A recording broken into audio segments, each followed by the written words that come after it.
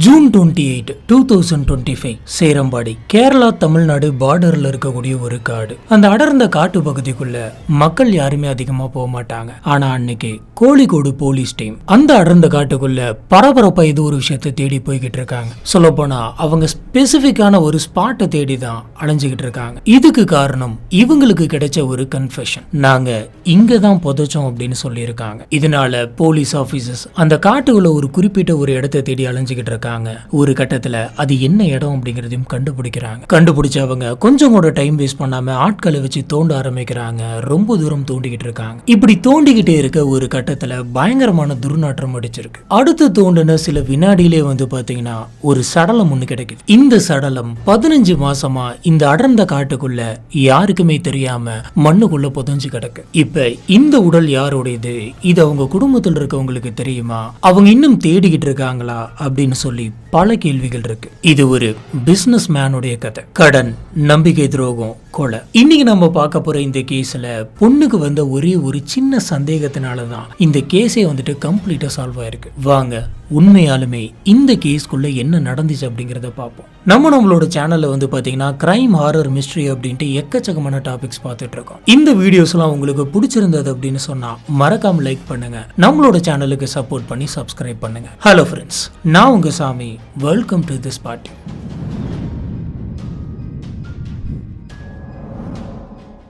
கேரளாவில் மழையா இருக்கக்கூடிய ஒரு மாவட்டம் எது அப்படின்னு கேட்டீங்கன்னா வயநாடு தான். எங்க பார்த்தாலும் பச்சை பசேர்னு ரொம்பவே பசுமையா இருக்கும். இங்க சுல்தான் பத்தேரி அப்படின்ட்டு ஒரு டவுன் இருக்கு. பூமலா செட்டிமூலா அப்படின்ற ஒரு இடத்துல ஹேமச்சந்திரன் அப்படின்ற ஒருத்தர் இருக்காரு. இவருக்கு 54 வயசு. எல்லாரும் மாதிரி வாழக்கூடிய ஒரு சாதாரண மனுஷன் தான். இதுக்கு முன்னாடி இவர் ஆர்மியில டிரைவரா ஒர்க் பண்ணியிருக்காரு. அங்க ஒர்க் எல்லாம் முடிச்சுட்டு மறுபடியும் அவரோட சொந்த ஊருக்கே வராரு.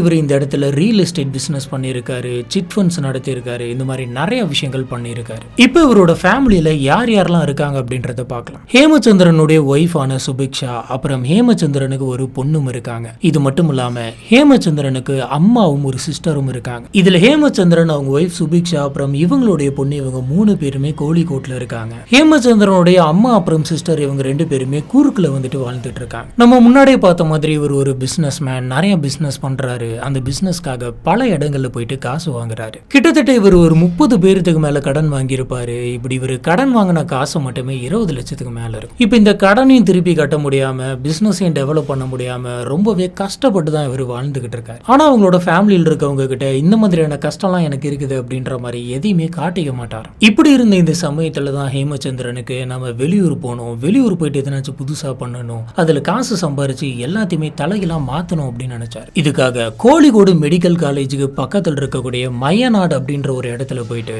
ஒரு வீட்டை வாடகைக்கு வாங்கி தங்குறாரு. இந்த சமயத்துல ஹேமச்சந்திரனுக்கு பாத்தீங்கன்னா அந்த கடன் நெருக்கடி ரொம்பவே அதிகமாயிருது. கடன் கொடுத்தவங்க எல்லாமே எப்ப நீ திருப்பி தர போற அப்படின்ற மாதிரி கேட்க ஆரம்பிக்கிறாங்க. சில பேர் கொஞ்சம் எக்ஸ்ட்ரீமா போயிட்டு மிரட்டவும் ஆரம்பிக்கிறாங்க. மரியாதை என் காசை தரியா, இல்ல நாங்க எதனாச்சும் பண்ணட்டுமா அப்படின்னு கேட்கறாங்க. இவங்க கிட்ட இருந்து தப்பிக்கிறதுக்காக ஹேமச்சந்திரன் பல வழிகளை கையில் எடுக்கிறாரு. போனை எடுக்காம விட்டுறது, நேர்ல பார்க்காம சுத்தி வளைச்சு வேற எங்கேயாச்சும் போறது, இந்த மாதிரியான விஷயங்கள்லாம் பண்றாரு. இப்படி இவருக்கு பல பேர் கடன் கொடுத்திருக்காங்க. அதுல முக்கியமா ஒரு நபர் மட்டும் பாத்தீங்கன்னா இவர் மேல பயங்கரமான கோவத்தில் இருந்தாரு. மார்ச் 20, 2024 காலையில எல்லாமே நார்மலா தான் போயிட்டு இருந்தது. ஹேமச்சந்திரனும் மயநாட்டுல இருக்கக்கூடிய அந்த வாடகை வீட்டுக்குள்ள இருந்தாரு. திடீர்னு இவருக்கு ஒரு கால் வருது. இவர் அவரோட மொபைல் எடுத்து பாக்குறாரு. அந்த கால் இவருக்கு தெரிஞ்ச ஒரு பொண்ணு கிட்ட இருந்து வருது. இந்த பொண்ணை ஏற்கனவே இவருக்கு தெரியும். இவங்களை கண்ணூர்ல வச்சு இவர் மீட் பண்ணிருக்காரு. சரி, கால் பண்றாங்களே அப்படின்னு சொல்லி அட்டன் பண்ணி ஹலோ சொல்லுங்க அப்படின்னு சொல்லி பேச, உங்ககிட்ட முக்கியமான ஒரு விஷயம் நான் பேசணும், நீங்க மெடிக்கல் காலேஜ் ஏரியாவுக்கு வரீங்களா, அங்க வச்சு பேசலாம் அப்படின்ற மாதிரி கூப்பிடுறாங்க. ஹேமச்சந்திரன் இந்த கால்ல கொஞ்சம் கூட தயக்கம் காட்டல. சரி நான் வரேன் அப்படின்னு சொல்லிட்டு போனை கட் பண்ணிட்டு இவர் அந்த காலேஜுக்கு போறாரு. Kozhikode government medical college area, அங்க இருக்கக்கூடிய கேஷுவாலிட்டி விங் ஏரியாவுக்கு போறாரு. சொல்ல போனா அங்க பல மக்கள் பாத்தீங்கன்னா அங்கேயும் நடந்துகிட்டு தான் இருக்காங்க. ரொம்பவே பிஸியான பிளேஸ், அதுவும் பகல் நேரம். கடைசியா அங்க போனவர் தான். அதுக்கப்புறமா அவருக்கு என்ன ஆச்சு அப்படிங்கிறது யாருக்குமே தெரியாது. அன்னைக்கு நைட்டு ஹேமச்சந்திரனோட வீட்டுல இருக்கிறவங்க ஹேமச்சந்திரன் கிட்ட இருந்து கால் வரும் அப்படின்ட்டு வெயிட் பண்ணிட்டு இருக்காங்க. அவர் ஏற்கனவே வேற ஒரு இடத்துல தான் தங்கி இருக்காரு, அதனால நைட்டு வீட்டுக்கு வர மாட்டாரு. ஆனா டெய்லியுமே நைட்டு கால் பண்ணி சாப்பிட்டீங்களா, என்ன பண்ணீங்க, இன்னைக்கு என்ன நடந்துச்சு அப்படிங்கிற எல்லாத்தையுமே கேட்டு தெரிஞ்சுப்பாரு. அன்னைக்கு நைட்டு பார்த்துருக்காங்க ஹேமச்சந்திரன் கிட்ட இருந்து எந்த ஒரு காலுமே வரல. என்னடா அது இவரு கால் பண்ணல அப்படின்னு சொல்லிட்டு சரி பிஸியா அதுவும் வெளியில் இருப்பாரு, நாளைக்கு கால் பண்ணுவாரு அப்படின்ட்டு விட்டுறாங்க. ஆனா அடுத்த நாள் வந்து பாத்தீங்கன்னா ஹேமச்சந்திரன் கிட்ட இருந்து கால் வரல. நம்ம கால் பண்ணலாம் அப்படின்னு சொல்லி அடுத்த நாள் வந்துட்டு ஹேமச்சந்திரனுடைய ஒய்ஃபான சுபிக்ஷா ஹேமச்சந்திரனுக்கு கால் பண்ணி பாக்குறாங்க. பல கால் வந்து பாத்தீங்கன்னா அட்டன் ஆகவே இல்லை. அதுல ஒரு கால் வந்துட்டு அட்டன் ஆகுது. அட்டன் ஆனப்ப சொல்லு, இங்க நான் கொஞ்சம் வேலையா இருக்கேன், அதனாலதான் என்னால வர முடியல, நான் கொஞ்ச நாள்ல வந்துடுறேன் அப்படின்ற மாதிரி பேசிட்டு கட் பண்ணிருக்காங்க. இதை கேட்ட ஹேமச்சந்திரனோட ஒய்ஃபான சுபிக்ஷா வந்துட்டு சரி நம்ம ஹஸ்பண்ட் எதனாச்சும் வேலை விஷயமா இருப்பாரு, அவரே வந்துருவாரு, டிஸ்டர்ப் பண்ண வேணாம் அப்படின்ட்டு விட்டுருக்காங்க. ஆனா அடுத்த நாள் வந்து பாத்தீங்கன்னா இதே மாதிரி கால் வராமலே இருந்திருக்கு. இவங்க போன் பண்ணி பார்த்தப்ப நான் ஒரு வேலை விஷயமா இருக்கேன், சீக்கிரம் வந்துடுறேன் அப்படின்றது மட்டும்தான் ரிப்ளே வந்திருக்கு. மற்றபடி இவங்க கிட்ட இருந்து அங்க போகக்கூடிய பல கால் வந்து பாத்தீங்கன்னா அட்டன் ஆகாம இருக்கு. பல மெசேஜஸ்க்கு வந்துட்டு ரிப்ளேவே இல்லை. சரி இன்னைக்கு வந்துருவாருன்னு வெயிட் பண்ணி 3 நாள் ஆகுது, 4 நாள் ஆகுது, ஒரு வாரமே ஆகுது. இது இவங்களுக்கு கொஞ்சம் சந்தேகம் வர மாதிரி இருக்கு. ஹஸ்பண்டுக்கு ஏதோ ப்ராப்ளம் இருக்க போல இருக்கு, அவர் வெளியில போயிட்டு எங்கேயாச்சும் மாட்டிக்கிட்டாரோ அப்படின்ற மாதிரி யோசிச்சாங்க. ஏப்ரல் 1, 2024 கோழிக்கோட்ல இருக்கக்கூடிய போலீஸ் ஸ்டேஷனுக்கு போயிட்டு சுபிக்ஷா வந்து கம்ப்ளைண்ட் பண்றாங்க. என்னுடைய ஹஸ்பண்ட் ஹேமச்சந்திரன் ஒழுங்காவே பேச மாட்டேங்கிறாரு, அவருக்கு என்ன பிரச்சனை அப்படின்னு தெரியல, நாங்க அவரை கண்ணில் பார்க்கணும் அப்படின்ற மாதிரி கம்ப்ளைண்ட் கொடுக்குறாங்க. போலீஸ் ஆபீசர்ஸும் சரி கால் அட்டன் பண்றாரு, ஆனா ஏன் வீட்டுக்கு வர மாட்டேங்கிறாரு அப்படின்ற மாதிரி யோசிச்சுட்டு இந்த கேஸை பத்தி இன்வெஸ்டிகேட் பண்றாங்க. அவங்களுக்கு பெருசா எந்த ஒரு லீடும் கிடைக்கல. இப்ப ஹேமச்சந்திரனுக்கு அடிக்கடி இந்த மாதிரி கால் பண்ணி பேசுறது ஹேமச்சந்திரனோட ஒய்ஃபான சுபிக்ஷா மட்டும் கிடையாது. ஹேமச்சந்திரனுடைய பொண்ணு வந்து பாத்தீங்கன்னா அப்பாவுக்கு அடிக்கடி கால் பண்ணி பாக்குறாங்க. அதுல எப்பயாச்சும் 1-2 கால் தான் அட்டன் ஆகுது. அட்டன் ஆகிறப்ப நான் வேலையில் இருக்கேன் அப்படின்ற மாதிரி அவங்க அப்பா சொல்ல, என்னப்பா வேலை, சீக்கிரம் வாங்க அப்படின்ற மாதிரி அவங்க சொல்லிட்டு வச்சுக்கிட்டு இருந்திருக்காங்க. இவங்க 2 பேர் மட்டும் தான் ஹேமச்சந்திரன் கூட கால் பேசியிருக்காங்களா அப்படின்னு கேட்டீங்கன்னா அவங்க மட்டும் கிடையாது. ஹேமச்சந்திரனுடைய சில ஃப்ரெண்ட்ஸுமே வந்து பாத்தீங்கன்னா போன் மூலியமா ஹேமச்சந்திரன் கிட்ட பேசியிருக்காங்க. இப்படி இருக்கிறப்ப ஒரு நாள் சரி நம்ம அப்பாவுக்கு கால் பண்ணி பேசலாம் அப்படின்னு சொல்லிட்டு இந்த பொண்ணு தன்னோட அப்பாவான ஹேமச்சந்திரனுக்கு கால் பண்றாங்க. ரிங் போய்கிட்டே இருக்கு. கால் வந்துட்டு அட்டன் ஆகுது. ஹலோ அப்படின்ற ஒரு குரல் கேக்குது. அது இவங்க அப்பா ஹேமச்சந்திரனுடைய குரல் தான். அட்டன் ஆன உடனே நீங்க எப்பப்பா வருவீங்க அப்படின்னு சொல்லி கேட்க, ஒன்னும் இல்லாம இங்க கொஞ்சம் வேலை போயிட்டு இருக்கு, வேலை முடிஞ்சதுக்கு அப்புறமா நான் சீக்கிரம் வரேன் அப்படின்னு சொல்றாரு. இந்த தடவை அவங்க அப்பா வயசை கேட்டு அவங்களோட பொண்ணுக்கு ஒரு நிமிஷம், இந்த குரல் நம்மளுடைய அப்பா குரல் மாதிரி இருக்கு, ஆனா அவரோட டோன் சரியில்லையே,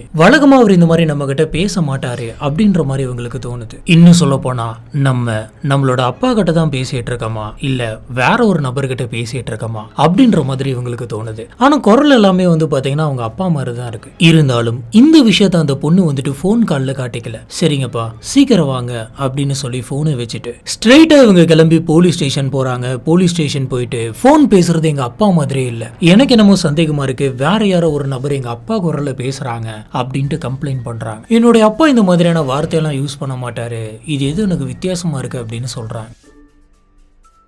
இவங்க என்ன சொல்ல வராங்க அப்படின்னு பார்த்தீங்கன்னா ஒவ்வொரு நபர் வந்துட்டு ஒவ்வொரு மாதிரியான டோன்ல பேசுவாங்க, ஒவ்வொரு சில வார்த்தைகளை வந்துட்டு ரிப்பீட்டடாக யூஸ் பண்ணுவாங்க. ஆனா அன்னைக்கு அவங்களோட பொண்ணுக்கு அந்த ஃபோன் காலில் அவங்களுடைய அப்பாவுடைய குரல் கேட்டாலும் அவர் பேசுறதுல ஏதோ ஒரு டிஃப்ரெண்ட் இருக்கு அப்படின்றத இவங்க உணர்றாங்க. இந்த விஷயத்தை பத்தி இன்ஸ்பெக்டர் PK ஜிஜிஷுமே வந்துட்டு யோசிக்கிறாரு. அவருக்கு ஒரு விஷயம் மட்டும் கிளியரா புரியுது, இது சாதாரணமான மிஸ்ஸிங் கேஸ் கிடையாது. யாரோ ஒருத்தங்க ஹேமச்சந்திரனை கடத்தி இருக்கணும், கடத்திட்டு ஹேமச்சந்திரன் மாதிரி இவங்க பேசுறாங்க அப்படின்னு சொன்னா அப்ப உண்மையாலுமே ஹேமச்சந்திரனுக்கு என்ன நடந்திருக்கணும்? ஒருவேளை இவங்க ஹேமச்சந்திரனை கடத்தி கொலை பண்ணிட்டாங்களா அப்படின்ற மாதிரி இவங்க யோசிக்கிறாங்க. ஒருவேளை அப்படி இருந்தா ஹேமச்சந்திரன் இன்னுமே உயிரோட தான் இருக்கிறார் அப்படின்ற மாதிரி எதுக்காக அவங்க குடும்பத்தில் இருக்கவங்க கிட்ட காட்டிக்கணும்? இப்ப உண்மையாலுமே ஹேமச்சந்திரன் எங்க இருக்காரு அப்படின்றத கண்டுபிடிக்கிற முடிவுல போலீஸ் ஆபீசர்ஸ் இறங்குறாங்க. இந்த விஷயத்தை இன்ஸ்பெக்டர் ஜிஜிஷோட டீம் பண்ண கிடையாது, இவரு புதுசா இந்த கேஸை ஃப்ரெஷ்ஷா ஆரம்பிக்கணும் அப்படிங்கிறதுக்காக deputy commissioner Arun K Pavithran கிட்ட இந்த கேஸை கொடுக்கிறாரு. இந்த நியூ இன்வெஸ்டிகேஷன் டீம் தான் வந்து பாத்தீங்கன்னா CDR பண்றாங்க. CDR அப்படின்னா என்னங்கிறது உங்க எல்லாருக்குமே தெரிஞ்சிருக்கும், இருந்தாலும் தெரியாதவங்களுக்காக ஒரு தடவை சொல்றேன். CDRனா கால் டீடைல் ரெக்கார்ட்ஸ். இந்த போன் நம்பரை வச்சு கடைசியா இவங்க யார் யாருக்கெல்லாம் கால் பண்ணிருக்காங்க, மெசேஜ் பண்ணிருக்காங்க, கடைசியா இந்த செல்போன் நம்பர் வந்துட்டு எந்த டவர் சிக்னலுக்குள்ள நுழைஞ்சிருக்கு அப்படின்ற மாதிரியான எல்லா கால் டீடைல்ஸும் எடுக்கிறது தான் இந்த call detail records CDR. Police officers இந்த CDR ரிப்போர்ட் எடுத்ததுக்கு அப்புறம் கரெக்டா மார்ச் 20ஆம் தேதி ஹேமச்சந்திரனுக்கு ஒரு கால் வந்திருக்கு. அதுதான் அவரு காணாம போறது பண்றதுக்கு முன்னாடி அவரோட மொபைல்ல இருந்து ரிசீவ் ஆன கடைசி கால் அப்படின்னு தெரியுது. அதுக்கப்புறமா தான் வந்து பாத்தீங்கன்னா இவர் அங்க இருந்து கிளம்பி போயிருக்காரு. இப்ப இந்த கால் யாரோடையது அப்படின்னு பார்த்தப்ப கண்ணூரை சேர்ந்த ஒரு பொண்ணோடையது அப்படின்னு தெரியுது. இந்த கால் வந்ததுக்கு அப்புறமா இவருடைய டவர் சிக்னல்ஸ் எல்லாம் செக் பண்ணி பார்த்தப்ப பக்கத்துல இருந்த மெடிக்கல் காலேஜுக்கு போயிருக்கு. அதுக்கப்புறம் வயநாடை நோக்கி போயிருக்கு. வயநாட்டுல இருக்கக்கூடிய ஒரு இடத்துக்குள்ள போகும்போது தான் இவருடைய செல்போன் வந்துட்டு கட் ஆயிருக்கு. அதுக்கப்புறம் இவரோட மொபைல் போன் வந்து பாத்தீங்கன்னா எப்பயாச்சும் ஒரு தடவை தான் ஆன் ஆயிருக்கு. அதுக்கப்புறம் ஆஃப் ஆகுது. இப்படி எப்பயாச்சும் அந்த போன் வந்துட்டு ஆன் ஆகி ஆஃப் ஆகுற அந்த சமயத்துல தான் வீட்டுல இருக்கிறவங்களாம் இந்த ஹேமச்சந்திரன் கிட்ட பேசி இருக்கணும். அதாவது ஹேமச்சந்திரனோட மொபைல்ல வந்துட்டு பேசி இருக்கணும். இதுக்கப்புறம் என்னாச்சு அப்படிங்கறத நம்ம தெரிஞ்சுக்கணும்னா ஃபர்ஸ்ட் கண்ணூரை சேர்ந்த அந்த பொண்ணு யார் அப்படிங்கறத கண்டுபிடிக்கணும். அவங்களுக்கும் ஹேமச்சந்திரனுக்கும் என்ன சம்பந்தம் அப்படிங்கறத கண்டுபிடிக்கணும். இப்போ போலீஸ் ஆபீசர்ஸ் அந்த நம்பரை ட்ரேஸ் பண்றாங்க. ட்ரேஸ் பண்ணி அந்த பொண்ணை கண்டுபிடிச்சு அந்த பொண்ணை விசாரணைக்காக கூட்டிட்டு வராங்க. இன்ட்ராகேஷன் ரூம்ல ஹேமச்சந்திரனை எதுக்காக நீங்க கடைசியா கூப்பிட்டு இருக்கீங்க அப்படின்னு கேட்டதுக்கு அவங்க எதுவுமே பேசல. எங்க கிட்ட கால் ரெக்கார்ட்ஸ் இருக்கு, சொல்லுங்க எதுக்காக நீங்க கடைசியா கூப்பிட்டீங்க, நீங்க தான் அவரை கொலை பண்ணீங்களா அப்படின்னு கேக்குறாங்க. இப்போ இவங்க பதறி போயிட்டு என்ன சொல்றாங்க அப்படின்னு பாத்தீங்கன்னா, சார் எனக்கும் இதுக்கு எந்த ஒரு சம்மந்தமும் இல்ல, இவர் வந்துட்டு போன் பண்ணா எடுக்க மாட்டேங்கிறாரு அப்படின்ற மாதிரி ஒருத்தர் என்கிட்ட சொன்னாரு. நான் என்னோட போன்ல நிறைய ட்ரை பண்ணி பார்த்துட்டேன், இவர் எடுக்க மாட்டேங்கிறாரு, உனக்கும் தெரிஞ்சவர் தானே, நீ போன் பண்ணி இந்த மெடிக்கல் காலேஜுக்கு வர சொல்லு, நம்ம பேசலாம் அப்படின்ற மாதிரி அந்த நபர் சொன்னாரு. அதனாலதான் ஹேமச்சந்திரனுக்கு நான் கால் பண்ணி இங்க வாங்க அப்படின்ற மாதிரி கூப்பிட்டேன். கொஞ்ச நேரத்துல அவரும் இந்த இடத்துக்கு வந்தாரு. இவ்வளவுதான் சார் எனக்கு தெரியும், அவர் இங்க வர வைக்கிறதுக்கான ஒரு கருவியா மட்டும்தான் நான் இருந்தேன், மத்தபடி எனக்கு வேற எதுவுமே தெரியாதுன்னு சொல்றாங்க. ஓ, அப்ப ஒன்ன ட்ரம் கார்டை வச்சுதான் ஹேமச்சந்திரன் இந்த இடத்துக்கு வர வச்சிருக்காங்களா? சரி, வந்ததுக்கு அப்புறம் என்னாச்சுன்னு கேக்குறாங்க. அதுக்கு முன்னாடி உனக்கு போன் பண்ண சொன்ன அந்த நபரோட பேர் என்ன அப்படின்னு கேக்குறாங்க. அதுக்கு இவங்க அந்த நபரோட பேர் வந்துட்டு நௌஷாத், அவர் தான் வந்துட்டு எனக்கு கால் பண்ணி வர வைக்க சொன்னாரு, நான் வர வச்சேன் அப்படின்னு சொல்றாங்க. இப்ப இந்த நௌஷாத் யாரு அப்படின்னு சொல்லி போலீஸ் ஆபீசர்ஸ் பார்த்தப்ப இந்த நௌஷாத்தும் ஹேமச்சந்திரனுக்கு கடன் கொடுத்த ஒரு நபர் அப்படின்னு தெரியுது. நம்ம முன்னாடியே பார்த்த மாதிரி ஹேமச்சந்திரன் வந்துட்டு ரியல் எஸ்டேட் பிசினஸ் பண்ணியிருக்காரு, சிட் ஃபண்ட் பிசினஸ் பண்ணியிருக்காரு. அது எல்லாமே வந்து பாத்தீங்கன்னா அவருக்கு லாஸ் ஆகுது. இதுல இவர் 20 லட்சம் ரூபாய்க்கு பக்கமா வந்துட்டு கடன் வாங்கி வச்சிருக்காரு. அதுல ஒரு நபர் தான் இவர், இந்த நௌஷாத். இந்த நௌஷாத் வந்துட்டு பல முறை ஹேமச்சந்திரனுக்கு கால் பண்ணி பணத்தை கூட அப்படின்னு கேட்டிருக்காரு. ஆனா ஹேமச்சந்திரன் நாளைக்கு தரேன் நாளை கடத்திக்கிட்டே இருந்திருக்காரு. ஒரு கட்டத்துல என்ன பதில் சொல்றது அப்படின்னு தெரியாம ஹேமச்சந்திரன் போனை கூட எடுக்க கிடையாது. நேர்ல பார்க்க போலாம் அப்படின்னு முடிவு பண்ணா அவர் வேற எங்கேயாச்சும் தப்பிச்சு போயிடுறாரு. இதனால நௌஷாத் வந்துட்டு ஹேமச்சந்திரன் மேல ரொம்பவே கடுப்புல இருந்த மாதிரி தான் அந்த பொண்ணுமே சொல்லுது. இப்போ இந்த பொண்ணு சொல்றதெல்லாம் வச்சு பார்க்குறப்ப இது எல்லாமே பக்காவா பிளான் பண்ணி பண்ண மாதிரி இருக்கு, இந்த பொண்ணை ட்ராப்பா வச்சு. சரி நீ கால் பண்ண, கொஞ்ச நேரத்தில் ஹேமச்சந்திரன் வந்தாரு, அதுக்கப்புறம் என்ன நடந்துச்சு அப்படின்னு அந்த பொண்ணு கிட்ட கேட்க, அந்த மார்ச் 20, 2024 ஹேமச்சந்திரன் என்னை பார்க்கறதுக்காக அடுத்த கொஞ்ச நேரத்தில் இங்க வந்தாரு. இது பகல் நேரம், மக்கள் எல்லாருமே நடந்துகிட்டு இருந்தாங்க. ஆனா அன்னைக்கு ஹேமச்சந்திரன் வந்தப்ப பார்த்தது என்ன மட்டும் கிடையாது, நௌஷாத், ஜோதிஷ், அப்புறம் ஆஜிஷ் எல்லாருமே இங்க இருந்ததை பார்த்த ஹேமச்சந்திரன் ஒரு நிமிஷத்துல என்ன பண்றது அப்படின்னு தெரியாம முழிச்சுக்கிட்டு இருந்தாரு. அவர் யோசிக்கிறதுக்குள்ளே இவங்க 3 பேரும் அவரை சுத்தி வளைக்கிறாங்க. மரியாதையை நான் சொல்றது கேளு அப்படின்னு சொல்லி அங்க இருக்கிற யாருக்குமே தெரியாம, யாருக்குமே சந்தேகம் வராம ஹேமச்சந்திரனை மட்டும் தனியா கூட்டு போறாங்க. இப்படி ஹேமச்சந்திரனை இவங்க தனியா வெளியில கூட்டு போன அந்த சமயத்துல வெளியில ஒரு கார் வந்துட்டு ரெடியா இருந்தது. ஹேமச்சந்திரனை காருக்குள்ள தள்ளி காரோட டோரை வந்துட்டு க்ளோஸ் பண்ணி இவங்களும் அந்த காருக்குள்ள போயிட்டு கிளம்புறாங்க. இந்த கார் அங்க இருக்கிற யாருக்குமே சந்தேகம் வராத மாதிரி அந்த இடத்த விட்டு கிளம்பிருச்சு சார், இவ்வளவுதான் எனக்கு தெரியும்னு அந்த பொண்ணு சொல்றாங்க. இப்ப ஹேமச்சந்திரனுடைய மொபைலை ட்ராக் பண்ணி பார்த்தப்ப இங்க இருந்து கிளம்பின கார் வந்துட்டு வயநாடு நோக்கி தான் போயிருக்கு அப்படின்றது போலீஸ்க்கு தெரியுது. போலீஸ் ஆபீசர்ஸ் இப்ப இந்த இன்வெஸ்டிகேஷன்ல தெரிய வந்த நௌஷாத் அப்படின்ற அந்த நபரை பிடிக்கலாம் அப்படின்னு முயற்சி பண்றாங்க. ஆனா அந்த நபர் எங்க போனா அப்படின்ட்டு தெரியல. அந்த நபரோட மொபைலுக்கு சிடிஆர் பண்ணலாம் அப்படின்ட்டு முடிவு பண்ணாங்க. அந்த நபர் வந்துட்டு யார் யார் கூடலாம் ஃப்ரீக்வெண்டா பேசிட்டு இருக்கான் அப்படின்ற மாதிரி ஒரு பெரிய லிஸ்ட் எடுத்து, அதுலயும் முக்கியமா மார்ச் 20, 2024 ஹேமச்சந்திரன் காணாம போன அன்னைக்கு இந்த நபர் யார் யார்கிட்டலாம் பேசியிருக்கான் அப்படின்ட்டு பாக்குறாங்க. இப்படி ட்ராக் பண்ணி பார்த்தப்ப இந்த நௌஷாத் வந்துட்டு ஜோதிஷ் அப்படின்ற ஒரு நபர் கூட பேசியிருக்கான் அப்படின்னு தெரியுது. இப்ப அந்த ஜோதிஷை கண்டுபிடிக்கணும் அப்படின்ட்டு முயற்சி பண்றாங்க. ஜோதிஷ் வயசு 35. அந்த நபர் எங்க இருக்கான் அப்படின்னு சொல்லி போலீஸ் ஆபீசர்ஸ் ட்ராக் பண்ணி அவனை கண்டுபிடிச்சு அரெஸ்ட் பண்ணி இன்ட்ராகேஷன் ரூம்ல உட்கார வச்சு விசாரிக்கிறாங்க. இப்படி விசாரிச்சப்ப இந்த விசாரணையில ஆஜிஷ் அப்படின்ற ஒரு பேரு வந்து பாத்தீங்கன்னா அடிபடுது. இந்த ஆஜிஷ்க்கு வயசு வந்து பாத்தீங்கன்னா 27. அவனையும் அரெஸ்ட் பண்ணி கூட்டிட்டு வந்து உட்கார வச்சு விசாரிக்கிறாங்க. இப்ப ஆஜிஷ் ஜெகதீஷ் வந்துட்டு என்ன சொல்றான் அப்படின்னு பாத்தீங்கன்னா, ஹேமச்சந்திரனோட மொபைல் வந்துட்டு எங்க கிட்ட தான் இருந்தது. நாங்க தான் போலீஸ் ஆபீசர்ஸை திசை திருப்பணும் அப்படிங்கிறதுக்காக மொபைல் போன் ஒரு பக்கமும் சிம் கார்டு ஒரு பக்கமும் எடுத்துக்கிட்டு போயிட்டோம். கடைசியா நாங்க மொபைல் போனை மைசூர்ல வச்சு சுவிட்ச் ஆஃப் பண்ணி அங்க இருக்கக்கூடிய ஒரு இடத்துல தூக்கி போட்டு வந்துட்டோம் அப்படின்னு சொல்றோம். உடனடியாக போலீஸ் ஆபீசர்ஸ் மைசூர் போறாங்க. இவன் சொன்ன அந்த இடத்துக்கு போயிட்டு அந்த மொபைல் போனை ரெக்கவர் பண்ணி எடுத்துட்டு வராங்க. இப்ப இவங்க எல்லாத்துக்கிட்ட இருந்து விசாரிச்சதுல இருந்து போலீஸ் ஆபீசர்ஸ்க்கு என்ன நடந்துச்சு அப்படிங்கிறது தெரியுது. நௌஷாத் கிட்ட ஹேமச்சந்திரன் வந்துட்டு பணம் வாங்கி இருக்காரு. திருப்பி கேட்டப்பெல்லாம் ஹேமச்சந்திரனால திருப்பி தர முடியல. இதனால இவங்க 2 பேருக்கு நடுவுல நிறைய பிரச்சனைகள் போயிட்டு இருந்தது. நம்ம முன்னாடி பார்த்த மாதிரி ஹேமச்சந்திரன் வந்து அந்த 20 மார்ச் 2024 அவங்க கிட்ட வேலை பார்க்கக்கூடிய ஹேமச்சந்திரனுக்கும் ரொம்ப நல்லா தெரிஞ்ச கண்ணூரை சேர்ந்த அந்த பொண்ணு கிட்ட கால் பண்ணி, நீயா கால் பண்ணி ஹேமச்சந்திரனை இங்க வர வைக்கிற மாதிரி வர வையே, மீதியை நாங்க பாத்துக்கிறோம் அப்படின்ற மாதிரி சொல்லியிருக்காங்க. இதனால அந்த பொண்ணும் கால் பண்ணியிருக்காங்க, ஹேமச்சந்திரன் நாங்க வந்திருக்காரு, இது எல்லாத்தையுமே நம்ம பார்த்துட்டோம். இப்ப நௌஷாத் கிட்ட ஒரு பிளான் இருந்தது. இந்த பிளானை தனியா பண்ண முடியாது அப்படிங்கிறதுக்காக ஜெகதீஷ், ஆஷித் இவங்க எல்லாத்தையுமே வர வைக்கிறோம். ஹேமச்சந்திரன் நாங்க வந்ததுக்கு அப்புறம் கிரவுட்ல யாருக்குமே தெரியாம தனியா கூட்டிட்டு போயிட்டு கார்ல ஏத்தி அங்கிருந்து அந்த கார் வந்துட்டு வயநாடு போகுது. வயநாடுல வந்து பாத்தீங்கன்னா நௌஷாத்துக்கு ஒரு 2 மாசத்துக்கு முன்னாடி ஒரு வீடு கிடைச்சது. அந்த வீட்டுல இதுக்கு முன்னாடி வேற ஒரு பொண்ணு தங்கி இருந்தாங்க.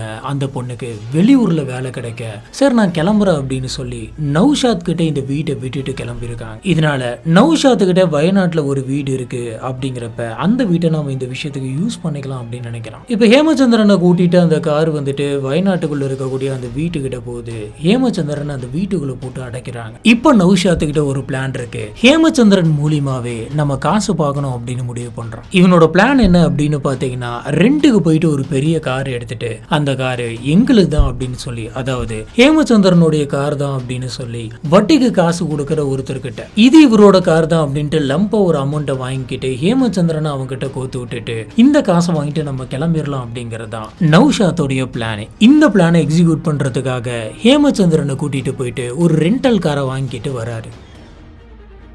இப்ப இவன் பிளான் பண்ண மாதிரி ஹேமச்சந்திரனை கூட்டிட்டு போயிட்டு ஒரு ரெண்டல் கார் ஒன்று வாங்குறான். அங்கிருந்து வாங்கின இவன் ஹேமச்சந்திரனையும் கூட்டிக்கிட்டே போயிட்டு வட்டிக்கு காசு கொடுக்குற ஒருத்தரை பார்த்து, இந்த கார் வந்துட்டு இவரோடது, இவரு கொஞ்சம் கஷ்டமா இருக்கிறதுனால கடன் வாங்கணும் அப்படின்னு சொல்லி முயற்சி பண்றாரு, நீங்க எனக்கு இந்த காரை வச்சுட்டு காசு தாங்க அப்படின்ற மாதிரி கேட்கறான். ஆனா அதுக்கு அந்த வட்டி கூடுற நபர் வந்துட்டு என்ன சொல்லியிருக்காரு அப்படின்னு பாத்தீங்கன்னா, இந்த கார் வந்துட்டு உங்களோடதான் அப்படிங்கிறதுக்கு என்ன ப்ரூஃப் இருக்கு, இந்த காரோடைய ஆர்சி புக்கு, உங்க லைசன்ஸ், இந்த மாதிரி பேப்பர்ஸ் எல்லாத்தையுமே எடுத்துட்டு வாங்க, அதுக்கப்புறமா நான் தரேன் அப்படின்ற மாதிரி சொல்றாரு. இப்படி ஒரு 2-3 இடத்துக்கு போனதுக்கு அப்புறமே நௌஷாத்துக்கு தெரிஞ்சிருது இந்த மாதிரியான ஒரு ஐடியா வச்சுக்கிட்டு நம்ம காசு பண்ண முடியாது அப்படின்னு. ஃபர்ஸ்ட் ஆஃப் ஆல் எப்படி இந்த மாதிரியான ஒரு பிரில்லியண்டான ஐடியா வந்துட்டு இவனுக்கு தோணுச்சு அப்படின்னு தெரியல. இத்தனை வருஷமா காசு கொடுக்குற பிசினஸ் பண்ணிட்டு இருக்கவங்க இதை கூட கேட்க மாட்டாங்களா? இப்போ இந்த ஐடியா ஃபெயிலியர் ஆனதுனால இவனுக்கு பயங்கரமான கடுப்பு. ஹேமச்சந்திரனை பார்த்தாலே வந்துட்டு இவனுக்கு பத்திக்கிட்டு வந்துருக்கு. இருந்தாலும் இதுக்கு மேல நம்ம ஒன்றும் பண்ண முடியாது அப்படின்றத புரிஞ்சுக்கிட்டு சரி ஹேமச்சந்திரனை விட்டுறலாமா அப்படின்ட்டு யோசிச்சிருக்கான். இப்போ இவனுக்கு என்ன தோணுது அப்படின்னு பார்த்தீங்கன்னா, ஹேமச்சந்திரன் நம்ம விட்டாலும் ஹேமச்சந்திரன் போலீஸ் ஸ்டேஷன்ல போயிட்டு நம்மளை பத்தி கம்ப்ளைண்ட் பண்ணிடுவான். ஏன்னா நம்ம அவனை கடத்தி கொண்டு வந்திருக்கோம், இப்ப விடவும் முடியாது,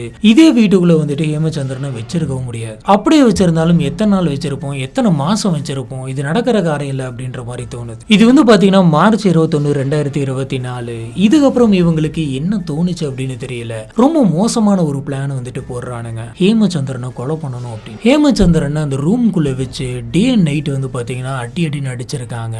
மூச்செல்லாம் வந்துட்டு திணற அடிக்கிற மாதிரி பண்ணிருக்காங்க. ஒரு கட்டத்துல ஹேமச்சந்திரன் வந்து அதே வீட்டுக்குள்ள இறந்து போறாரு. இப்ப இவங்க எல்லாருக்குமே என்ன பிரச்சனை அப்படின்னு பாத்தீங்கன்னா, இந்த பாடி வந்துட்டு என்ன பண்றது அப்படிங்கறது. ஏன்னா நம்ம மாட்டிக்க கூடாது, அதுக்கு நம்ம வேற எதனாச்சும் ஐடியா பண்ணும் அப்படின்ட்டு யோசிக்கிறானுங்க. இவனுங்களும் இந்த சடலம் வந்துட்டு அடையாளம் தெரியாத மாதிரி நம்ம அழிச்சிடணும் அப்படின்னு முயற்சி பண்ணி மேல பெட்ரோலை ஊத்தி சர்க்கரையெல்லாம் போட்டு என்னென்னமோ ட்ரை பண்ணியிருக்கானுங்க. ஆனா அதெல்லாம் நடக்கல. இதுக்கப்புறம் நௌஷாத்தும் கூட இருக்கிறவங்களும் சேர்ந்து பேசி, சரி இந்த சடலத்தை நம்ம தூரமா எங்கேயாச்சும் ஒரு இடத்துக்கு, அதாவது யாருமே போகாத ஒரு காட்டு பகுதிக்குள்ள கொண்டு போயிட்டு புதைச்சிடலாம் அப்படின்ட்டு முடிவு பண்றானுங்க. இதுபடி இவனுங்க சடலத்தை தூக்கி காருக்குள்ள போட்டு நடுராத்திரி யாருக்குமே தெரியாத மாதிரி கேரளா விட்டு அவுட்டர் போறானுங்க. இது கேரளா தமிழ்நாடு பார்டர் சேரம்பாடி காட்டு பகுதி. இந்த காட்டு பகுதிக்குள்ள ரொம்ப தூரம் உள்ளார போயிட்டு ரொம்ப ஆழமான ஒரு குழியை தோண்டி ஹேமச்சந்திரனுடைய சடலத்தை உள்ளே வச்சு புதைச்சிட்டு எதுவுமே நடக்காத மாதிரி இவனுங்க கிளம்பி வந்துடுறாங்க. கிட்டத்தட்ட புதைச்சு பல மாசம் கழிச்சு தான் ஒவ்வொருத்தரையா ட்ராக் பண்ணி இதை கண்டே பிடிக்கிறாங்க.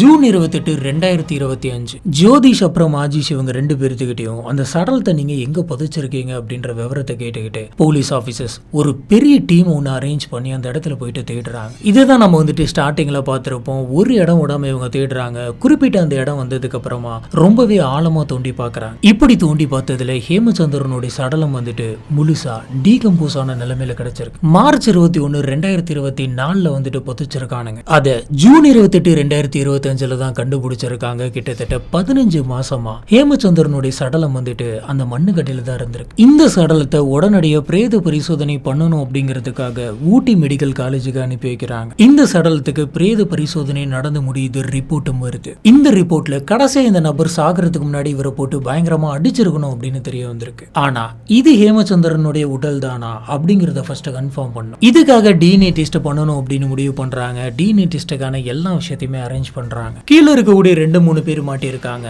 ஆனா முக்கியமான நபர் நௌஷாத். இதுக்கெல்லாம் மாஸ்டர் பிளான் போட்ட அந்த நபர் அவன் மட்டும் இன்னுமே மிஸ்ஸிங். போலீஸ் ஆபீசர்ஸ் விடாம தேடி பார்த்ததுல அவன் இப்ப இந்தியாவில் இருக்க கிடையாது, சவுதி அரேபியா போயிருக்கான் அப்படின்னு தெரியுது. அதுவும் வேலை தேடி நான் போறேன் அப்படின்ற மாதிரி வேலை தேடுற மாதிரி அந்த நாட்டுக்கு அவன் போயிருக்கான்.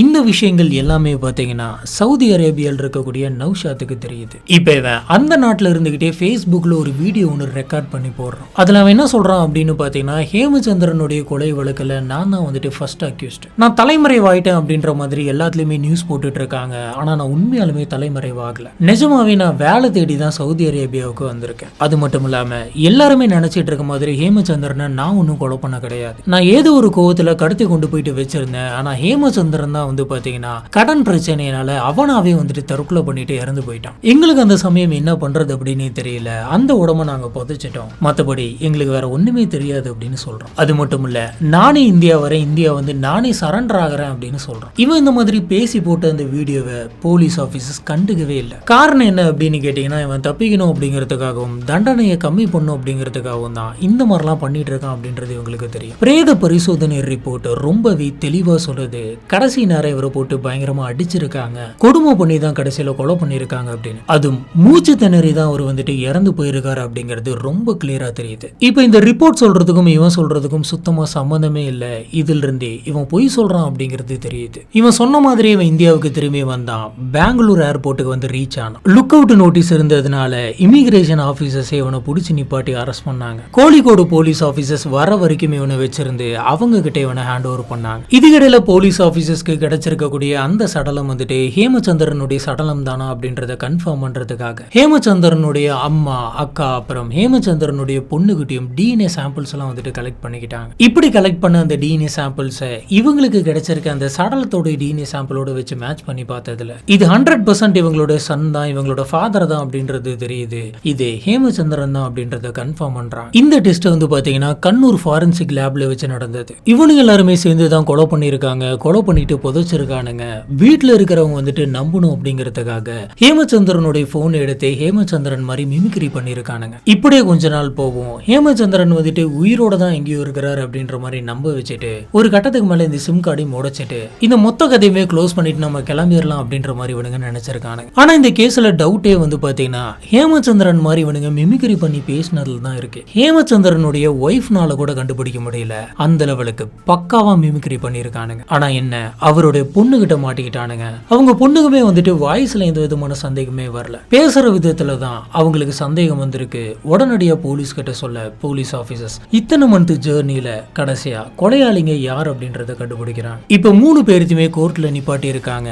இந்த கேஸ்க்கான ஜட்ஜ்மெண்ட் வந்துட்டு இன்னுமே வரல. இன்னுமே இந்த கேஸ் வந்துட்டு போய்கிட்டு தான் இருக்கு. இதுதான் இன்னைக்கு நம்ம பாக்குற இந்த கேஸ். இன்னைக்கு கேஸை பொறுத்த வரைக்கும் ஒரு ஆர்வ கோளாறுல கடத்திட்டு கடத்தினதுக்கு அப்புறம் என்ன பண்றது அப்படின்னு தெரியாம நம்ம தான் கடத்திருக்கோம் அப்படின்னு சொன்னா போலீஸ் கிட்ட நம்ம மாட்டிப்போம் அப்படின்னு சொல்லி சம்பந்தமே இல்லாம தேவையில்லாம ஒரு கொலை பண்ணிருக்காங்க. இப்போ இந்த கொலைனால ஆயுள் கால தண்டனை கிடைக்குது அப்படின்னா 3 பேருமே வந்துட்டு கடைசி வரைக்கும் ஜெயில தான் இருக்கணும். ஒருவேளை இவங்க கடத்திட்டு அதுக்கப்புறம் விட்டுருந்தா கூட ஹேமச்சந்திரன் போயிட்டு போலீஸ்ல கம்ப்ளைண்ட் பண்ணியிருந்தா கூட கொஞ்ச நாள் தான் இவங்க ஜெயில இருந்திருப்பாங்க. பொதுவா நம்ம பாக்குற இந்த கிரைம் கேசஸ் எல்லாம் வந்து பாத்தீங்கன்னா சின்னதா ஒரு விஷயம் நடந்திருக்கும். அதனால நம்ம போலீஸ் கிட்ட மாட்டிக்க கூடாது அப்படிங்கிறதுக்காக அதில் இருந்து தப்பிக்கணும், இவன் வெளியில போயிட்டு சொல்லிடக்கூடாது அப்படிங்கிறதுக்காக ஒரு கொலையவே பண்ண பண்ணுவாங்க. இதுக்கு இவங்க பண்ணி வச்ச தப்போடு நிறுத்தியிருந்தா கூட கொஞ்ச நாள்ல போயிருக்கு. ஆனா அதை மறைக்கிறேன், இவனை விடக்கூடாது, இவனை தடுக்கிறேன் அப்படின்னு சொல்லிட்டு சம்மந்தமே இல்லாம கொலை பண்ணி இப்ப ஜெயிலுக்குள்ள இருக்கிறான். இன்னைக்கு கேஸ் பார்த்ததுல நான் இன்னொரு விஷயத்தையுமே சொல்லிடுறேன். முடிஞ்ச வரைக்கும் கடன் வாங்காதீங்க. அப்படி நீங்க கடன் வாங்குறீங்க அப்படின்னு சொன்னா அதை உங்களால திருப்பி தர முடியுமா அப்படின்னு பாத்துக்கோங்க. ஒரு கடன் அடைக்கிறதுக்காக இன்னொரு கடன்,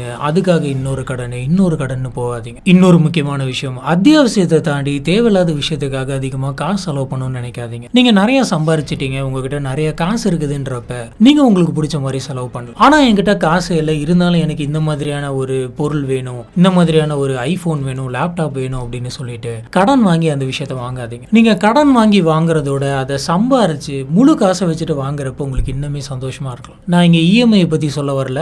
இஎம்ஐயா இருந்தாலுமே திருப்பி நம்மளால தர முடியுமா அப்படின்னு யோசிச்சுட்டு அந்த ப்ராடக்ட்டை வாங்குங்க. அதுலயும் முக்கியமா பிசினஸ் பண்றதுக்காக நீங்க காசு சேர்த்துறீங்க அப்படின்னா ரொம்ப ரொம்ப கேர்ஃபுல்லா யோசிச்சு அதை பண்ணுங்க. இந்த கேஸ்ல ஹேமச்சந்திரனுடைய கடைசி நாட்கள் பாத்தீங்கன்னா அவர் ரொம்ப கஷ்டப்பட்டிருக்காரு. யாரோட மூஞ்சிலுமே முழிக்காத மாதிரி அவர் ஓடிக்கிட்டே இருந்திருக்காரு. ஆனா கடைசியில அநியாயமா இவனுங்க கிட்ட மாட்டி இறந்து போனாரு. இது எல்லாத்துக்குமே காரணம் என்ன அப்படின்னு கேட்டீங்கன்னா கடன். அதனால காசு விஷயத்துல ரொம்பவே கேர்ஃபுல்லா இருங்க. இந்த கேஸை பத்தி உங்களுக்கு என்ன தோணுது அப்படிங்கறத கீழே இருக்கக்கூடிய கமெண்ட் பாக்ஸ்ல மறக்காம ஸ்பாட் பண்ணுங்க. அங்க வச்சு இதை பத்தி நம்ம டிஸ்கஸ் பண்ணலாம். நம்மளோட வீடியோஸ் எல்லாம் உங்களுக்கு பிடிச்சிருந்தது அப்படின்னு சொன்னா மறக்காம லைக் பண்ணுங்க.